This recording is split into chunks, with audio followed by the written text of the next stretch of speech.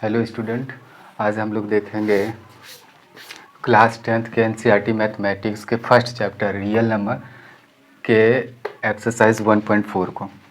और इसमें जितने भी क्वेश्चन होंगे उसको सॉल्व करेंगे वन बाय वन। तो देखते हैं इसका क्या है क्वेश्चन। इसका क्वेश्चन पहले लिख लेते हैं। इसका पहला क्वेश्चन है कि without actually performing the long division, without actually performing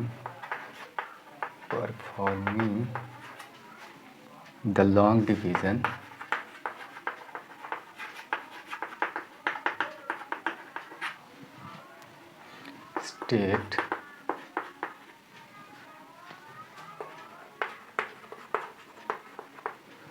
state whether the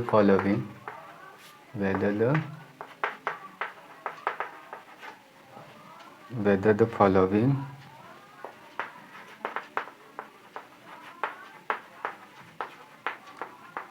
rational numbers will have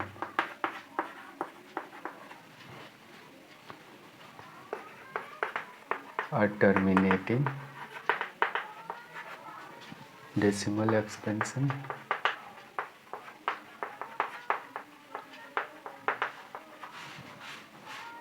or a non-terminating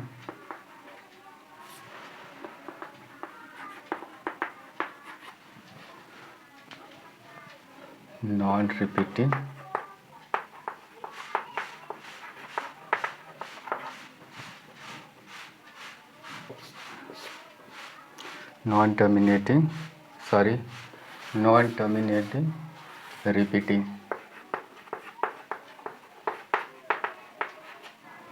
repeating decimal expansion।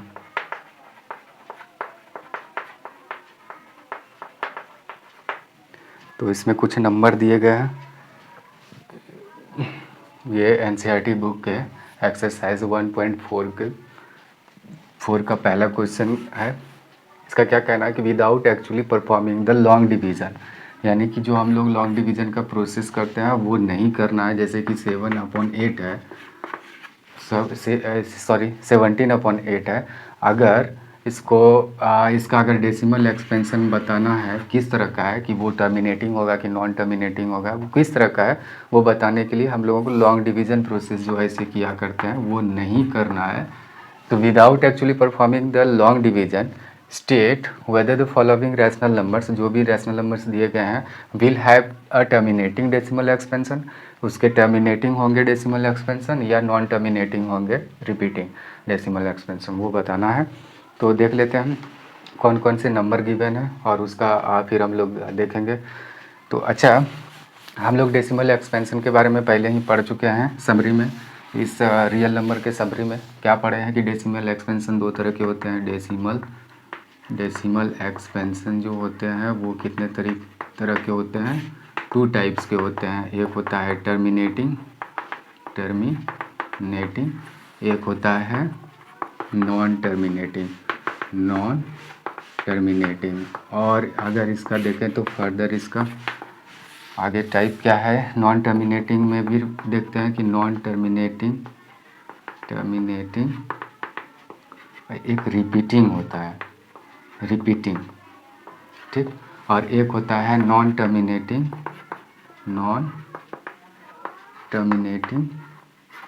एक नॉन रिपीटिंग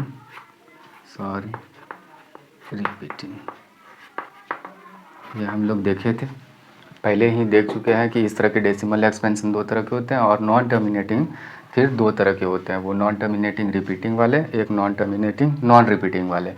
तो अच्छा, कोई भी जो फ्रैक्शन होता है, हम तो ये बोले थे कि इसको टर्मिनेटिंग वाले को P/Q के फॉर्म में लिख सकते हैं, टर्मिनेटिंग वाले को, और इसको भी नॉन टर्मिनेटिंग रिपीटिंग वाले को भी P/Q के फॉर्म में लिख सकते हैं, ऐसा बताए थे समरी में। लेकिन इसको बताए थे कि P/Q के फॉर्म में इसको नहीं लिख सकते हैं, नॉन टर्मिनेटिंग नॉन रिपीटिंग वाले को। तो यहाँ जितने भी नंबर, जैसे कि यहाँ अगर कहें तो यहाँ पहला हम लोगों के पास है 13/3125 एक नंबर दिया गया है। ये है, तो ये तो फ्रैक्शनल फॉर्म में है, यानी कि पी अपॉन क्यू के फॉर्म में है। तो इट मीन्स कि ये तो या तो इसका टर्मिनेटिंग होगा डेसिमल एक्सपेंशन, या तो नॉन टर्मिनेटिंग रिपीटिंग होगा, तो ये वाला तो होगा नहीं। तो यही दोनों में बताना है कि किस तरीके का होगा। और हम लोग एक रूल भी पढ़े थे, हम लोगों को याद होगा कि कोई भी फ्रैक्शन, जैसे कि 13/15 है, ये एक फ्रैक्शनल फॉर्म में एक नंबर है। तो इसका जो सिंपलेस्ट फॉर्म होता है, यानी कैंसिल करने के बाद जो आता है नंबर, या पहले से अगर सिंपलेस्ट फॉर्म में है, जैसे कि 17/8, ये पहले से सिंपलेस्ट फॉर्म में है, यानी कैंसिल किया हुआ है, ये किसी नंबर से कैंसिल नहीं होने वाला है 1 के अलावे, ये 17/8 ही रहेगा। तो कहते हैं कि किसी नंबर से अगर वो कैंसिल हो रहा है, यानी तो उसको पहले कैंसिल करके सिंपलेस्ट फॉर्म में लिखना है। सिंपलेस्ट फॉर्म में लिखने के बाद वो जो फ्रैक्शनल फॉर्म में वो नंबर रहेगा, उसके डिनोमिनेटर अगर 2⁵ इंटू 5⁵n के फॉर्म में हो, तो उसका डेसिमल एक्सपेंशन क्या होता है, टर्मिनेटिंग होता है। अच्छा, अगर नहीं हो तो नॉन टर्मिनेटिंग हो जाएगा। तो यहाँ तो टर्मिनेटिंग होगा या तो नॉन टर्मिनेटिंग होगा। अच्छा, अगर इस फॉर्म में रहेगा तो हम कह देंगे कि वो टर्मिनेटिंग है। अगर इस फॉर्म में नहीं रहेगा, इसमें अगर कोई दूसरा नंबर इंक्लूड हो जाएगा, जैसे 3, 7 कुछ इंक्लूड हो जाएगा तो इसके प्राइम फैक्टराइजेशन में, तो हम कहेंगे कि ये एक इसका decimal expansion non terminating repeating वाला होगा। तो देखते हैं इस हिसाब से, यहाँ 13 का 13 ही लिख देते हैं। और ये नीचे वाले जो डिनोमिनेटर है क्या है, 3125, इसका प्राइम फैक्टराइजेशन करके देखते हैं इधर साइड में। 5 से डिवाइड इसको करते हैं, 5 से प्राइम नंबर से, जितने भी है प्राइम नंबर से करेंगे, फिर 5 से डिविजिबल है, फिर 5 से हो जाएगा, फिर 5 से ही होगा। तो क्या देख रहे हैं कि ये कितने टाइम्स है, 5 टाइम्स है, यानी कि 5⁵ यानी कि इसी को अगर हम लिखें तो ये लिख सकते हैं कि ये 2⁵ इंटू 5⁵ है। यानी यहाँ कुछ नहीं है, तो ये कोई भी नंबर पे अगर पावर 0 होता है उसका वैल्यू 1 होता है। ठीक, तो यहाँ इसका वैल्यू 1 हुआ, 1 इंटू इतना कर देंगे तो फिर उतना ही नंबर हो जाएगा, ये वाला नंबर, तो कोई फ़र्क नहीं पड़ने वाला। तो इसमें क्या देख रहे हैं कि ये जो नीचे डिनोमिनेटर है, यहाँ तो किसी नंबर से कैंसिल नहीं होने वाला है, यहाँ खुद ये एक प्राइम नंबर है। और तो यहाँ डिनोमिनेटर किस फॉर्म में है, इस फॉर्म में है, तो इट मीन्स कि इसका डेसिमल एक्सपेंशन क्या होने वाला है, यहाँ लिख देंगे। जैसे इसका अगर स्टेटमेंट लिखना हो तो इधर हम लोग लिख सकते हैं,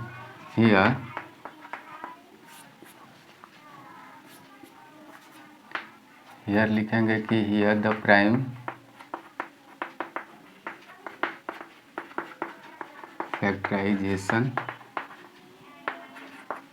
ऑफ, ना लिखेंगे is in the form of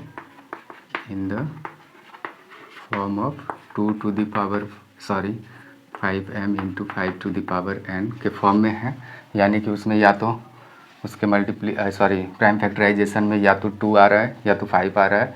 इस अगर फॉर्म में है then it's decimal expansion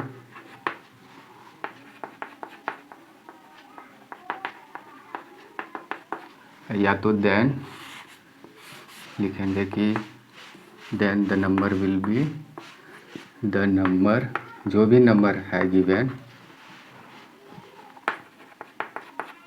will have a terminating decimal expansion।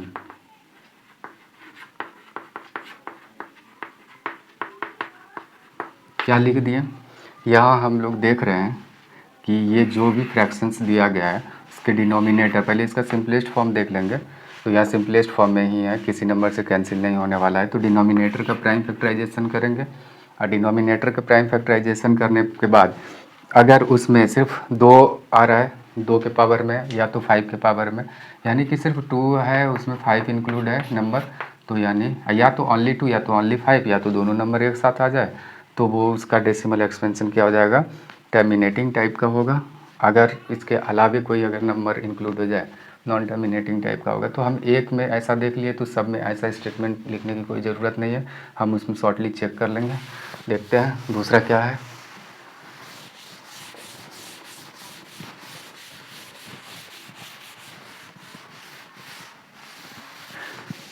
इसी में दूसरा नंबर है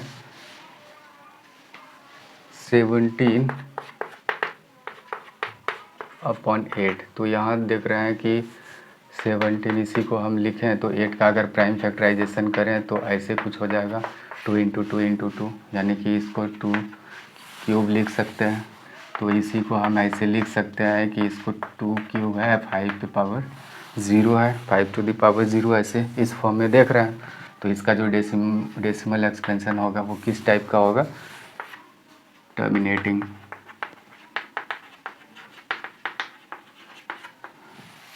यहाँ जो होगा terminating decimal expansion, decimal expansion यहाँ लिख देते हैं ब्रैकेट में। कि यहाँ देख रहे हैं कि ये किस फॉर्म में है, 2m × 5n के फॉर्म में देख रहे हैं कि इसका प्राइम फैक्टराइजेशन जो डिनोमिनेटर का किए इस फॉर्म में है।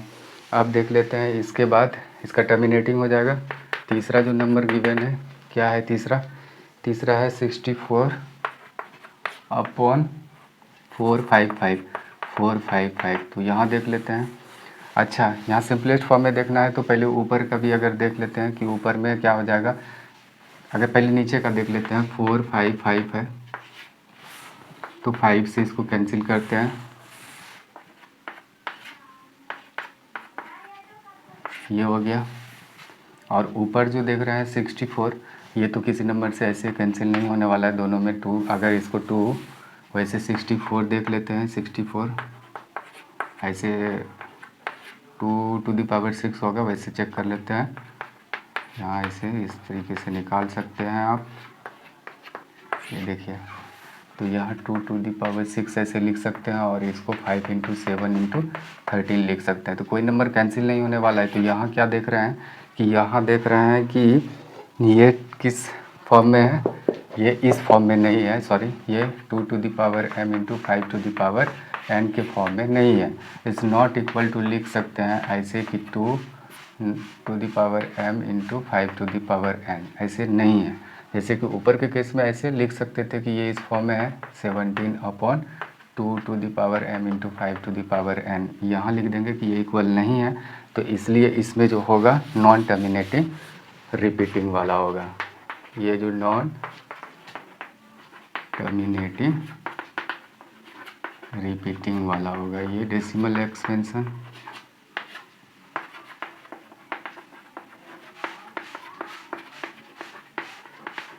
ये हो गया, ये तीसरा हो गया। चौथा देख लेते हैं, चौथा क्या है। चौथा है 15/1600, ये है। इसको 3 × 5 में ऐसे लिख सकते हैं। और यहाँ अगर 1600 का अगर करें तो क्या हो जाएगा देख लेते हैं, 400, 200, 150, यहाँ 2 देख रहे हैं कितने टाइम्स है, 6, और ये 5 देख रहे हैं कि 2 टाइम्स है, ऐसे लिख देते हैं 5²। तो उसके बाद क्या हो जाएगा, तो यहाँ ये 5 और यहाँ 2 5 है तो एक 5 कैंसिल हो जाएगा। तो ये बचेगा कुछ इस तरीके का, जो किस फॉर्म में है, ये इस तरह के हैं 2m 5n इस फॉर्म में है, या ऐसा कर सकते हैं ये इस फॉर्म में है। तो इसका जो भी होगा टर्मिनेटिंग डेसिमल एक्सपेंशन होगा इस नंबर का, इस फॉर्म में है तो टर्मिनेटिंग वाला होगा।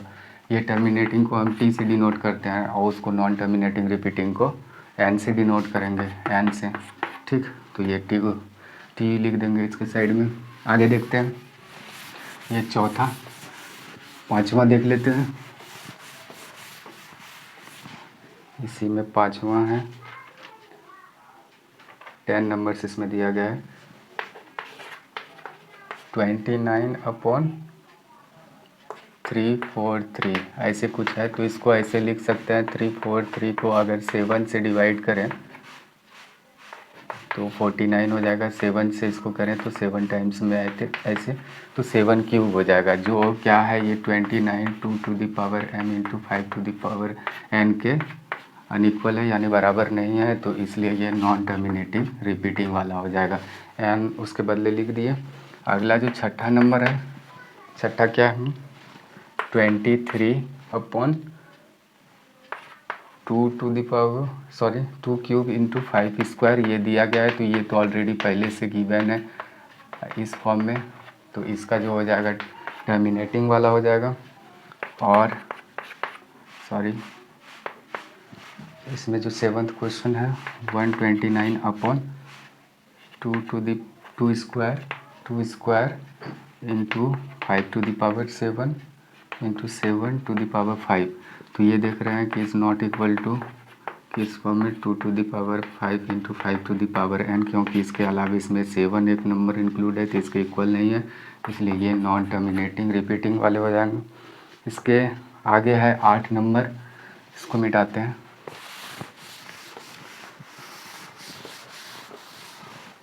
इसके बाद है 8 नंबर क्वेश्चन 6 अपॉन 15, तो इसको तो 3 इंटू 2 लिख सकते हैं और ये 3 इंटू 5 लिख सकते हैं।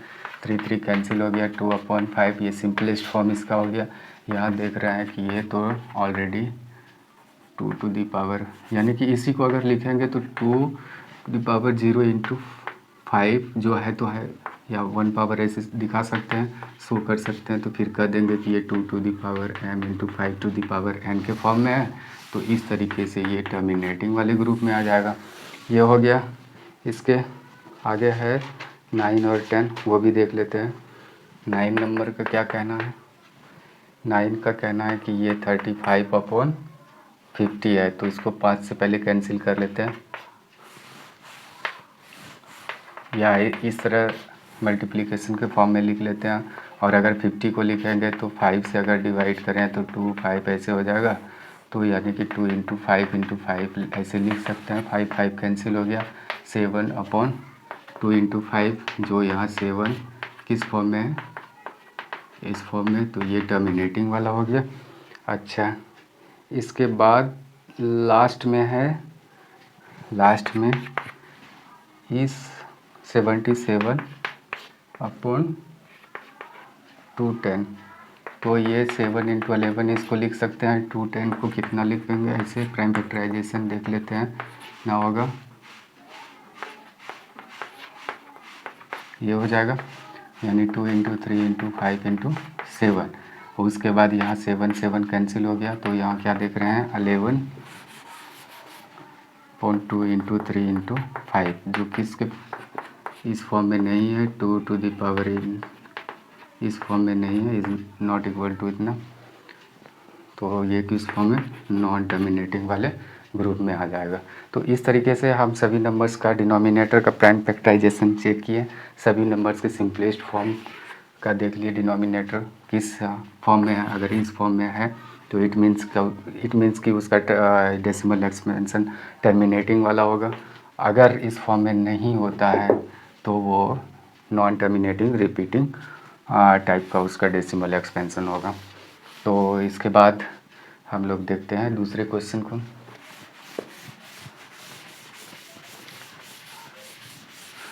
तो दूसरा क्वेश्चन कुछ इस तरीके का है, इसको लिखते हैं पहले। अब इसके दूसरे नंबर के क्वेश्चन को देखते हैं। दूसरे नंबर का क्वेश्चन क्या कह रहा है कि write down the decimal expansion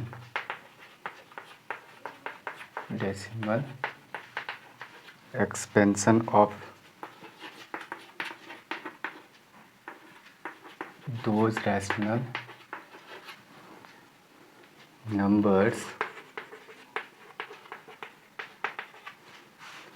in question 1 above, which have terminating decimal expansion.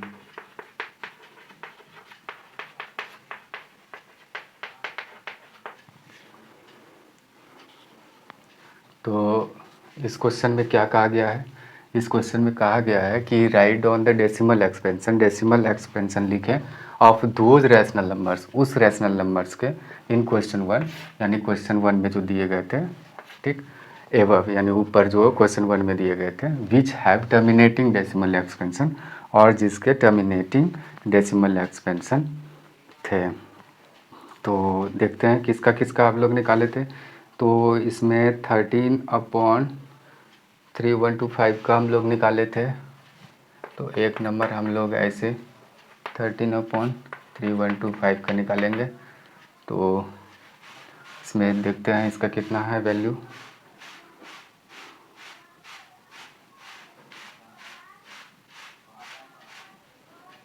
इसका वैल्यू हो जाएगा 0.00416, यही डेसिमल वैल्यू निकालना है, ठीक। दूसरा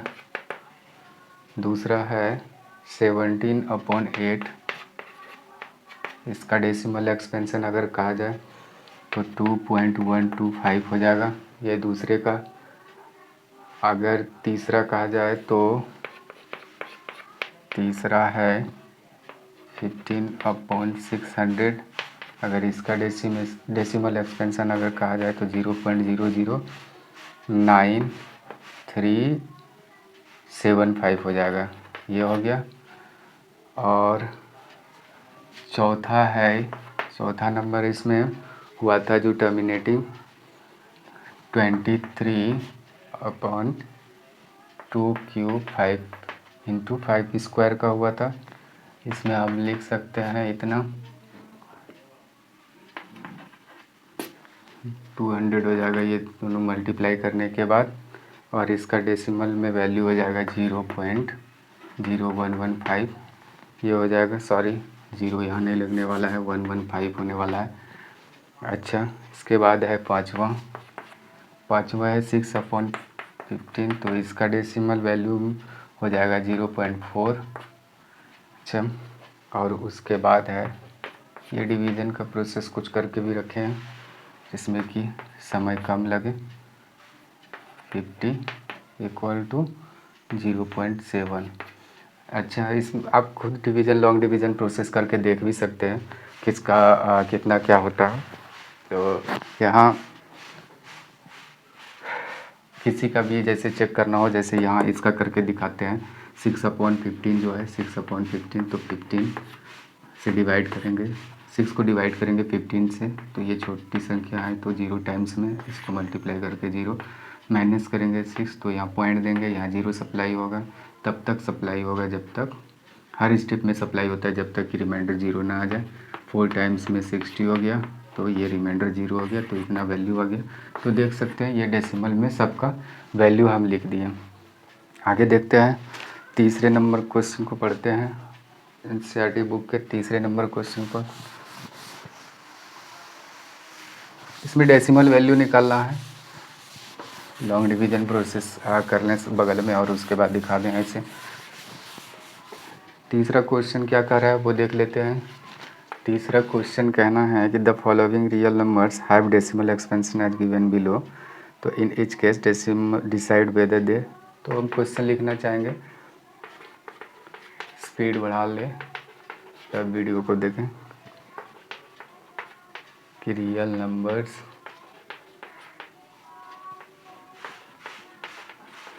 have decimal expansion as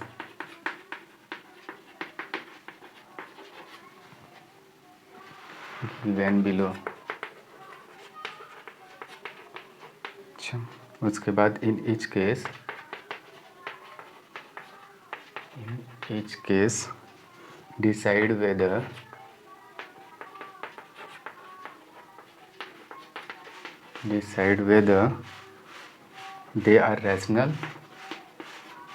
they are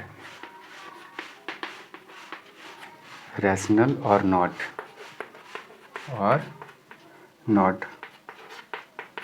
if they are rational,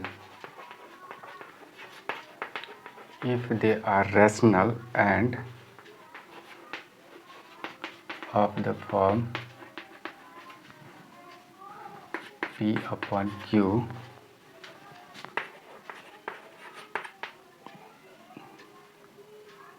so what can you say about the prime factors of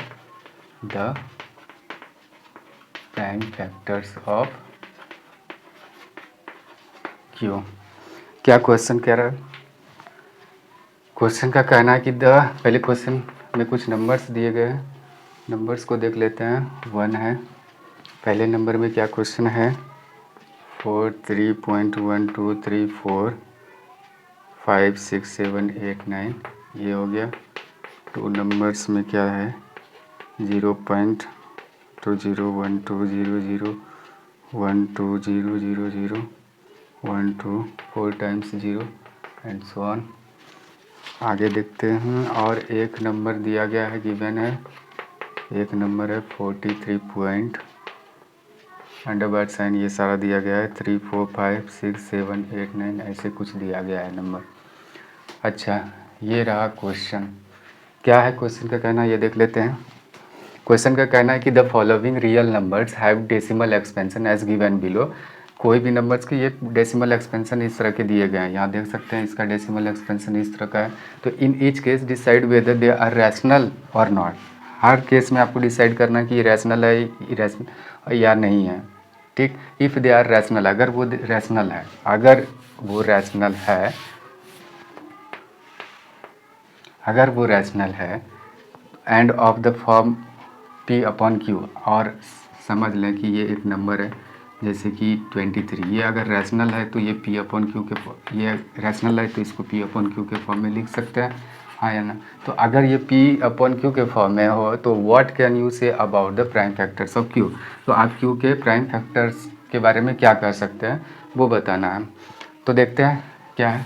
हम लोग पढ़ चुके हैं कि रैशनल नंबर के डेसिमल एक्सपेंशन किस तरह के होते हैं, या तो टर्मिनेटिंग या तो नॉन टर्मिनेटिंग रिपीटिंग वाला। तो यहाँ इस केस, फर्स्ट केस में क्या देख रहे हैं कि ये वाला जो है, ये नंबर इसका जो टर्मिनेट कर रहा है, यानी डेसिमल एक्सपेंशन देख रहे हैं कि इसमें ना तो पॉइंट वगैरह कुछ दिया गया, ना तो किसी नंबर का रिपीटेशन हुआ है इधर, तो ये टर्मिनेट कर रहा है, तो ये टर्मिनेटिंग है। अच्छा, और इस केस में अगर कहते हैं कि अगर ये P अपॉन टर्मिनेटिंग है तो रैशनल होगा, ये इसका डेसिमल एक्सपेंशन यहाँ पूछा गया है कि यहाँ given below in each case decide whether they are rational, तो ये रैशनल होगा ही, तो ये रैशनल है।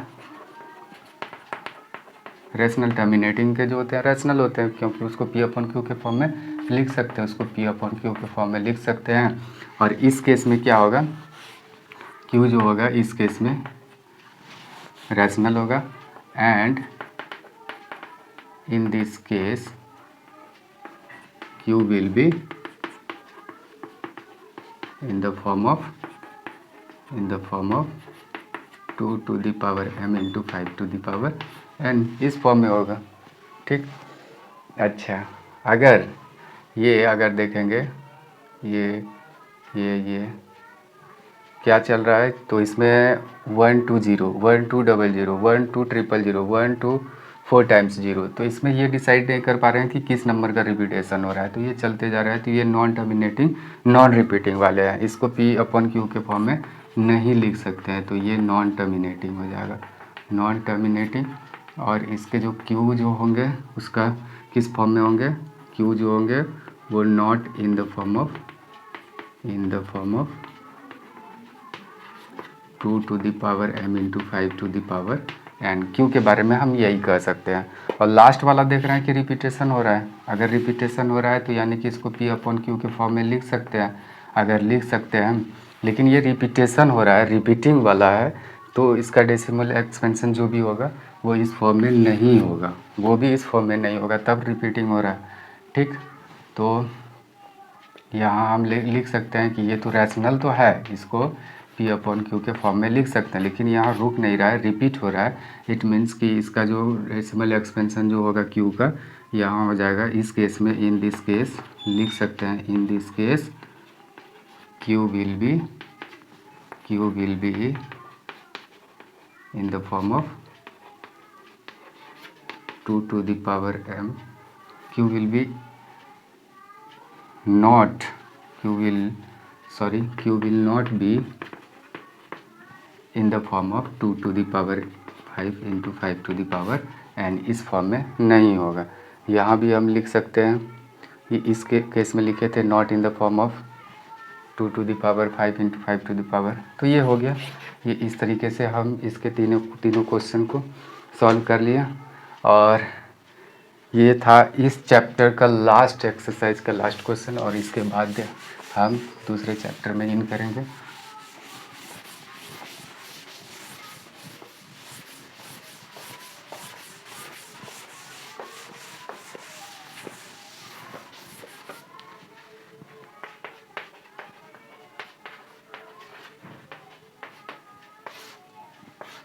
Thank you.